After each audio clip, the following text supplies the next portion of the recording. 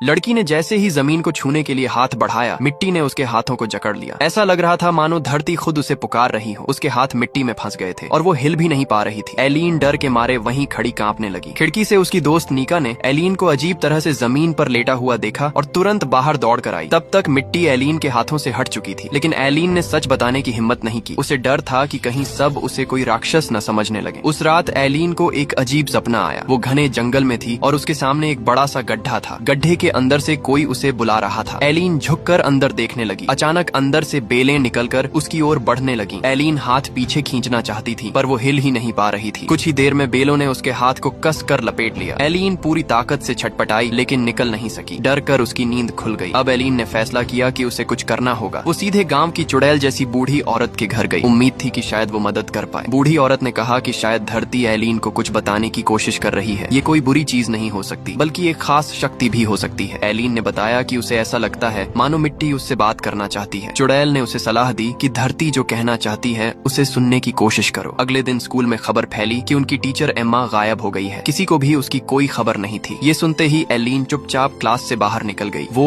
और उसके दोस्त एम्मा के घर पहुंचे। दोस्त एम्मा के परिवार से बात करने लगे और एलीन धीरे से पिछवाड़े में चली गई। वहाँ की जमीन जैसे फुसफुसा रही थी। एलीन को धरती की कराह सुनाई दे रही थी। उसने हाथ आगे बढ़ाया और मिट्टी उसके हाथ में इकट्ठा होने लगी। एलीन ने एक मुट्ठी मिट्टी उठाई और उसे खा लिया। तभी उसे किसी की मदद की पुकार महसूस हुई। उसकी आंखें अचानक बदल गईं। होश आया तो एलीन खुद को एक बिल्कुल अलग दुनिया में पाती है। एक ऐसी जगह जो असलियत से बिल्कुल कटी हुई थी। वहाँ उसने टीचर एम्मा को देखा और उसके साथ क्या हुआ था वो सब सामने था। एलीन को याद आया कि एम्मा आखिरी बार कहाँ गई थी। वो अपने दोस्तों को उस जगह ले गई। दोस्तों को कुछ समझ नहीं आ रहा था। उन्होंने पूछा कि एलीन ने ये सब कैसे देखा। एलीन ने बताया, धरती ने मुझे दिखाया। मैं मिट्टी खाने के बाद सब देख पाई। दोस्त हैरान थे, लेकिन उस पर विश्वास किया। वे उस जगह को खोजने लगे और चौंकाने वाली बात ये कि उन्हें सच में एम्मा का फोन मिल गया। लेकिन अब तक बहुत देर हो चुकी थी। सभी ने घर लौटने का फैसला किया। वापसी पर अचानक पुलिस वहाँ पहुँच गई। हालत इतनी उलझी हुई थी कि कुछ समझाना संभव नहीं था। लड़कों में से एक ने बाकी सबको भागने को कहा, जबकि खुद पुलिस के हाथ लग गया। एलीन को जबरदस्त अपराध बोध महसूस हुआ। उसने दोबारा मिट्टी खाने का फैसला किया ताकि सच का पता चल सके। दोस्तों को सुरक्षित भेजकर एलीन ने मिट्टी की एक और मुट्ठी खाई। वो फिर उसी अजनबी दुनिया में पहुंच गई। इस बार उसने एम्मा को कैद हालत में देखा। एलीन उसे जगाने की कोशिश करती है, तभी एम्मा अचानक अपनी आंखें खोल देती है और उसी पल एलीन वापस हकीकत में लौट आती है। लेकिन अब कम से कम एक बात साफ थी, एम्मा अभी भी जिंदा थी।